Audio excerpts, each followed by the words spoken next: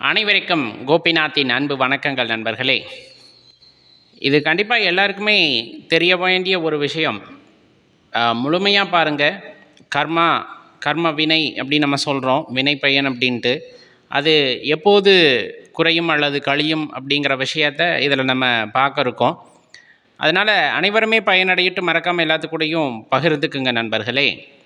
பொதுவாக இந்த கர்மா அப்படிங்கிற அந்த வார்த்தையை நம்ம தர்மத்தில் அதிகமாக பயன்படுத்துவாங்க. முன்வினை பயன், அதே போல் எதிர்காலத்தில் விளையக்கூடியது, நிகழ்காலத்தில் நாம் செய்யக்கூடிய வினை, இது எல்லாம் ஒரு தொகுப்பு தான் இந்த கர்மா அப்படின்னு சொல்கிறாங்க. அது பல பெயர்களில் குறிப்பிடப்படும். சஞ்சித கர்மா, ஆகாமிய கர்மா, பிராரத்த கர்மா அப்படின்னு சொல்லிட்டு. இது ஒரு வகையில் இருந்தாலும் இப்போ நம்ம பேசக்கூடியது என்ன அப்படின்னம்னா, இந்த வினை பயன் அப்படிங்கிறது குறைவதை எவ்வாறு உணர்ந்து கொள்ளலாம், தெரிந்து கொள்ளலாம் அப்படிங்கிறத தான் நம்ம பார்க்க இருக்கோம். பொதுவாகவே இறைவன் நாம் செய்த வினைகளை கணக்கிட்டு, முன் ஜென்மாக்களில் நாம் செய்த வினைகளை எல்லாம் கணக்கிட்டு ஒரு மூட்டையாக நாம் தான் சுமந்து கொண்டிருக்கின்றோம். அவர் வைக்கவில்லை, எல்லாத்தையும் நம்ம தான் சுமந்துக்கிட்டு இருக்கோம். அப்போ எல்லா கர்மாவையும் தூக்கிக்கிட்டு இந்த ஜென்மாவுக்கு நம்ம வர்றோமா அப்படின்னா கண்டிப்பாக கிடையாது. நல்லா தெரிந்து கொள்ள வேண்டும். அதில் ஏதேனும் ஒரு சில கர்மாக்கள், ஒரு சிலனா நம்ம இந்த ஒரு உடலை எடுத்து வரப்போகின்றோம், அந்த உடல் தாங்கும் அளவிற்கான கர்மாவை மட்டும் இறைவன் கொடுத்து அனுப்புகின்றார். அந்த வினை பயனை மட்டும் கொடுத்து அனுப்புகின்றார். அதற்கு ஏற்றாற் போலத்தான் இந்த பிறவியும் அமைகிறது. நம் வாழ்கின்ற வாழ்க்கையாக இருக்கட்டும், நாம் பெறுகின்ற வேலையாக இருக்கட்டும், நாம் செய்கின்ற தொழிலாக இருக்கட்டும், இதெல்லாம் அதன் வினை பயன் காரணமாக ஏற்படுவது தான் நமது நம்பிக்கை அப்படிங்கிறது உங்களுக்கு எல்லாமே தெரியும். சரி, இப்போ இந்த வினை பயன் எவ்வாறு குறையும்? ஏன்னா இந்த பிறவியெல்லாம் நிலை வேண்டும் என்றால் இந்த வினை பயன் முற்றிலுமாக நீங்க வேண்டும் அப்படிங்கிறது தான் அதனுடைய நோக்கமும் கூட. இப்போ இது எப்போ நீங்கும் அப்படின்னா, இறைவன் நம்ம வச்சிருக்க ஒரு பெரிய மூட்டையிலிருந்து கொஞ்சமாக கர்மாக்களை எடுத்து கொடுத்து இந்த பிறவியை கொடுத்து அனுப்புகின்றார். நாமும் இங்கு வருகின்றோம்.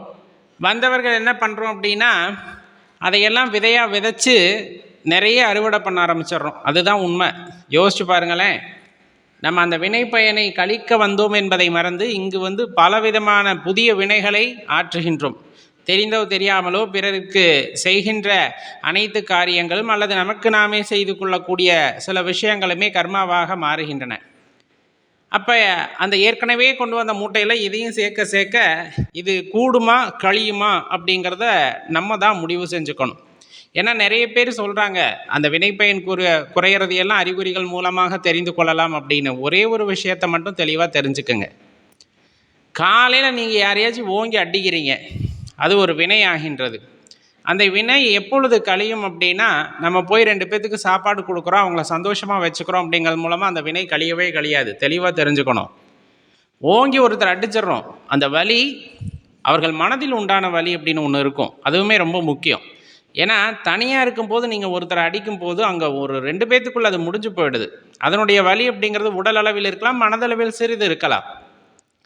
ஒரு 100 பேர் கொண்ட சபையின் முன்னால் ஒருத்தரை நீங்கள் ஓங்கி அறைகிறீர்கள் அப்படிங்கும் போது அங்கு உண்டான வலி அப்படிங்கிறது வேற, மனதில் உண்டான வலி அப்படிங்கிறது அந்த இடத்துல வேறுபடும். அது எப்போ கழியும் அதுதான் ரொம்ப முக்கியம். நான் 100 பேர்த்துக்கு அன்னதானம் செஞ்சேன், 5 பேர்த்துக்கிட்ட சந்தோஷமாக பேசினேன், 1000 கோயில்களுக்கு நான் தான தர்மங்கள் செஞ்சுருக்கேன், அந்த வினை கழியவே கழியாது. தெளிவாக தெரிஞ்சுக்கணும். அந்த வினை எப்பொழுது கழியும்? ஒரு 100 பேர்த்துக்கு முன்னாடி ஒருத்தர் அடிச்சிருக்கீங்க, அவர் செய்யாத தவறுக்காக நாம் தண்டித்து இருக்கின்றோம், அல்லது அதற்கும் நமக்கும் சம்மந்தம் இல்லாமல் நம்ம போய் அங்கே செயலாற்றி இருக்கின்றோம். அதே வினையானது மீண்டும் உங்களுக்கு நிகழும் பொழுது தான் அந்த வினை பயன் அப்படிங்கிறது தீரும். தெளிவாக தெரிஞ்சுக்குங்க. வினை விதைத்தவன் வினை அறுப்பான் அப்படின்னு சொல்கிறாங்க இல்லையா? ஒரு வினையை நாம் நிகழ்த்தி விட்டோம் அப்படின்னா அந்த வினைக்கான பலனை நாம் அனுபவித்து தான் ஆக வேண்டும். அப்போ அதே மாதிரி ஒரு சபையில் ஓங்கி யாராச்சும் உங்கள் கன்னத்தில் அறையும் போது தான் அந்த வினையானது கழிகிறது. அப்போது தான் நீங்கள் தெரிஞ்சுக்கணும் அந்த வினை பயன் முடிஞ்சிருச்சு அப்படின்ட்டு.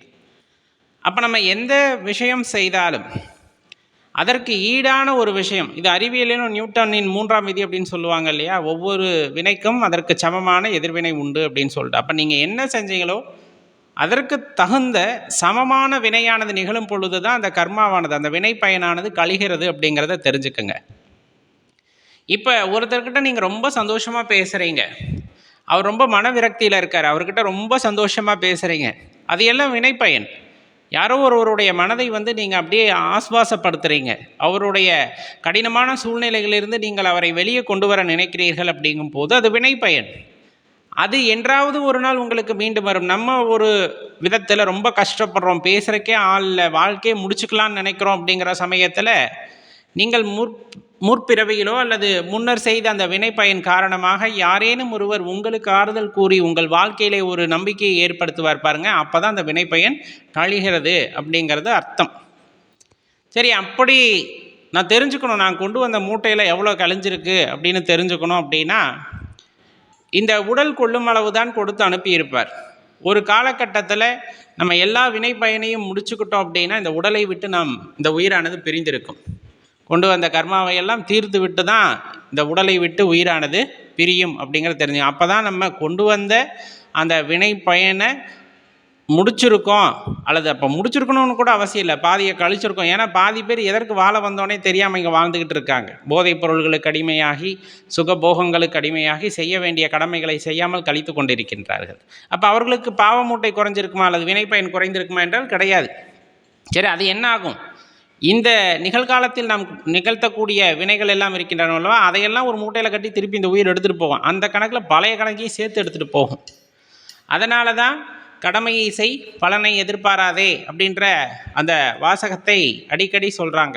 உனக்கு என்னென்ன நடக்குதோ அதையெல்லாம் பார்த்து செயலாற்றி கொண்டே இரு, சோம்பேறியாக இருந்து விடாது. ஏன், நம்ம இந்த ஜென்மத்தில் செய்கிற அந்த வினை பயனே இன்னும் எத்தனை காலத்துக்கு வரப்போகுதுன்னு தெரில. கொண்டு வந்த வினையை நீ ஆற்றாமல் விட்டு விட்டால் அது மீண்டும் அந்த மூட்டைகளை சேர்ந்துனா பெரிய மூட்டை ஆகும். ஏற்கனவே நம்ம எத்தனை மூட்டை அடுக்கி வச்சுருக்கோன்னு தெரியல. சைவ சித்தாந்தம் பேசும்போது பவானி தியாகராஜன் ஐயா இதை பற்றி ரொம்ப அழகாக விளக்கம் கொடுப்பாங்க. எத்தனை மூட்டை அடுக்கி வச்சுருக்கோனே தெரில, ஒரு மூட்டையை தான் கொண்டு வந்து எடுத்து விதைச்சோம், அது திருப்பி 40 மூட்டை ஆயிடுச்சு, அதை கொண்டு போய் திருப்பியும் குடோனில் அடக்குனா எப்படி அப்படிங்கிறத ரொம்ப அழகாக விவரிச்சிருப்பாங்க இந்த சைவ சித்தாந்தம் பேசும்போது. அந்த மாதிரி தான் நம்ம என்ன கொண்டு வந்தோமோ அதனாச்சும் குறைஞ்சபட்சம் முடிச்சுட்டு போயிடணும்.